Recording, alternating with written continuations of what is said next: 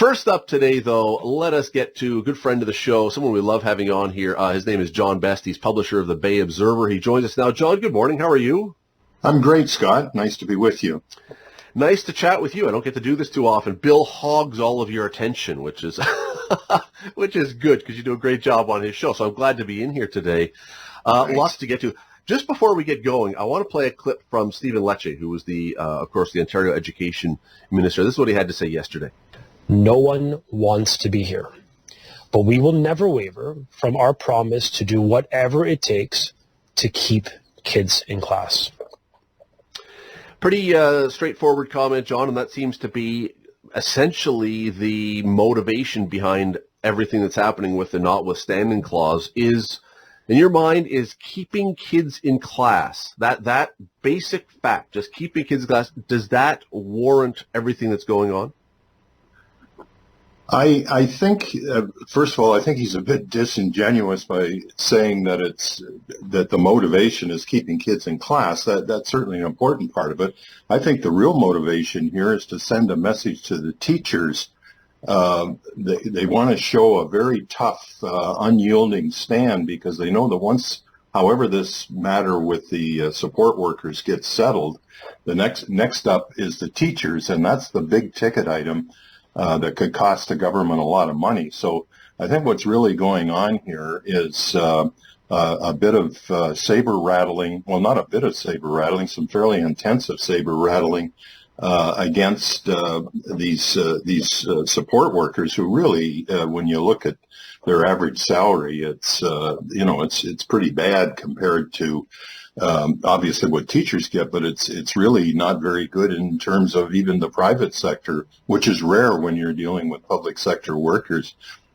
Just before the show started, Stephen Lecce put out a statement saying that he's taking this matter to the Ontario Labour Board, which struck me as kind of weird because they passed the notwithstanding clause to basically cancel any court action. Now they're appearing in front of a legal tribunal. So there's a bit of irony there. But anyway, I think a lot of this has to do with fending off teachers. And unfortunately, these support workers, their contract came up first, and we're seeing what we're seeing. John, I think you're bang on that one. The teachers' contracts expired in August, so the negotiations have started. And I mean, I thought this from day one. When you're asking for 11%, now everyone knew they weren't going to get 11%, but when you're asking for huge raises, you know the teachers' unions are in the background going, let's see how this one pans out. Because if you get 5%, is it not reasonable to expect that the teachers' unions would ask for the same or expect the same? Absolutely. Or more. And so, yeah, I mean, I'm sympathetic to the education workers, the support workers they're talking about, for sure. And so maybe, but you get the teachers' unions to sign a document saying, you know what, we're not going to hold you to any precedent. We're going to be happy with 2%. Of course, that would also mean pigs would fly. But, yeah. I mean, if you could do that and avoid somehow setting the precedent, I think maybe you could get a deal here. As for the reasons you just said, I don't know that the government is going to relent at all here out of fear of sending a message that they've got open pockets. Well, they have good communications advice, either on staff or when they get into a crisis like this, they go to the market and they hire, a navigator or somebody that's got crisis communication experience. They know fully well that the optics of beating up on these support workers is terrible. But it's a kind of I think, a calculated risk. They're early in a new majority term. Number one, they don't have to face the public for another 4 years. Nobody believes that the Liberals would be ready to form a government. They're going to need more than one election before they can get their act together, if ever. So a very weak and divided opposition, the NDP looking for a leader, the Liberals looking for a leader. So the political side is relatively secure. So I think what they're saying is we know we look bad, but we're going to take it for now because we just can't afford to get into open-ended contracts with our education workers. John, if you and I are both right on this, and I'm more believing you'd be right, but nonetheless, if we're both right on this, what would be the political benefit or disaster of putting out a statement saying this is because we can't pay the teachers this much and don't want to create a precedent? And simply to send the message to people, we're not trying to beat up on people who are making less. We just can't. We're doing this to protect you, the taxpayers, from a massive payout. What would happen if they did that? You mean telling the truth? It may well be, normally when you're in a crisis communications issue like this, you start off with plan A, but you're always holding back, statements and tactics to see how as you see how the situation is unfolding. So it's quite possible you will hear that somewhere down the road. It's a fairly reasonable position to take. And I suppose they're counting a little bit on the fact that, the teachers, unfortunately, even though we love them, there's always an element of the public is never really fully on side with teachers. Teachers make... Teachers unions. They're a union, and the idea, so there's always that little undercurrent going on. It's been going on for as long as teachers formed unions.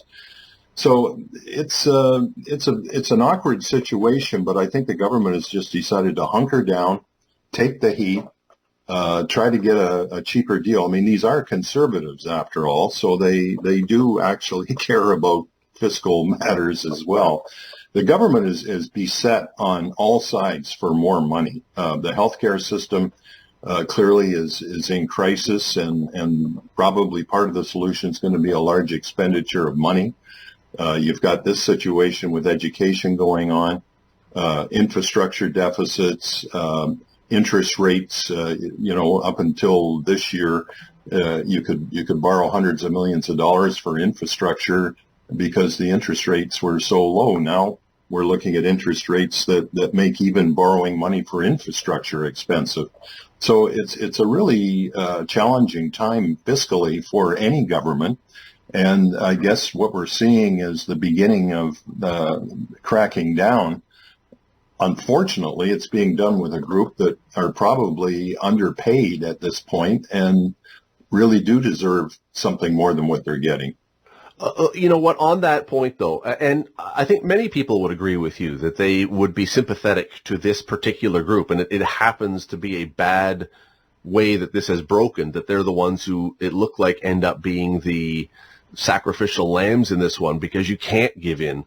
But did the union here make an error by coming in with the number of, I think, 11.7%, which to anybody in this province, unless you're one of the rarest of the rare, private sector especially, who are losing jobs, have lost time, lost work during COVID, have lost businesses. When you come in with a demand of 11.7% over 3 years, even if you're starting from a lower amount, was that an error because everybody immediately says, are you insane? 11.7% times 3? You're crazy. Yeah, they were obviously trying to do the catch-up in one bite, and if we look at what's happened today, it's not working. They're on the lawn in front of Queen's Park, and they're off the payroll temporarily. So yeah, it's that probably was a bit of overreach, and frankly, what it probably did was give the government the ability to move in. Like, we went from, sort of having talks to this in a matter of, 3 or 4 days. The hammer came down very suddenly. And I think a lot of it probably had to do with the fact that the government knew that the number being asked for by CUPE was a number that we just haven't seen in labor negotiations in decades. Well, and we're short on time, unfortunately, but one of the other things I've wondered about this is how much do you think public opinion matters in these strikes with a public union? And the reason is because in the past, if the public starts to put all kinds of pressure on the government generally capitulates to some degree. In this case, again, I wonder how sympathetic, despite the fact that, as you've said, they are lower paying, 33, 34, 35% increase over 3 years, I do wonder if the public is sympathetic to those numbers. I wonder how much it has to change or move, and I know they have moved, but I wonder how much it has to move before the public says, there's a number that I can fully support and get behind. Government, do it. I think the real issue on this strike will be whether or not the government can keep the schools open. And if they can keep the schools open and people don't have to find childcare resources and scramble, this strike could go on for a long time. If the withdrawal of services makes the schools, because it's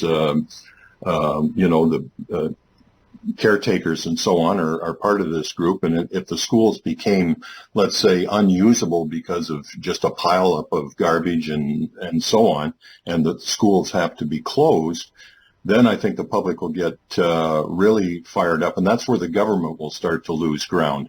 Because at the end of the day, when all these groups saying it's all about the kids, it's all about the kids for the parents, for sure. They're probably the only ones where it really is all about the kids.